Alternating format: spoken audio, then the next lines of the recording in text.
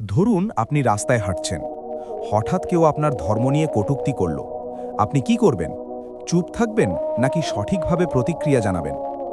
Islamophobia মানে হলো ইসলাম বা মুসলিমদের প্রতি ভয়, ঘৃণা বা বৈষম্য। এটা শুধু কথা না, কখনো চাকরি, শিক্ষা, এমনকি নিরাপত্তার উপরও প্রভাব ফেলে। আপনি যদি এমন পরিস্থিতির মুখোমুখি হন, 1. শান্ত থাকুন, রাগের বদলে নিজেকে কন্ট্রোল করুন। 2. প্রমাণ রাখুন, সম্ভব হলে ভিডিও বা স্ক্রিনশট নিন। 3. রিপোর্ট করুন, অনলাইন হলে রিপোর্ট করুন প্ল্যাটফর্মে। আমরা কিভাবে এটা কমাতে পারি? শিক্ষা ছড়ানো, সঠিক ইসলামিক জ্ঞান শেয়ার করুন, আন্তধর্ম সংলাপ, অন্য ধর্মের মানুষের সাথে ভালো সম্পর্ক তৈরি করুন, পজিটিভ কন্টেন্ট, সোশ্যাল মিডিয়ায় ভালো বার্তা ছড়ান। ইসলাম শান্তির ধর্ম, ভুল ধারণা ভাঙার দায়িত্ব আমাদের সবার। শেষ লাইন, আপনি চুপ থাকলে ভুলটাই জিতবে।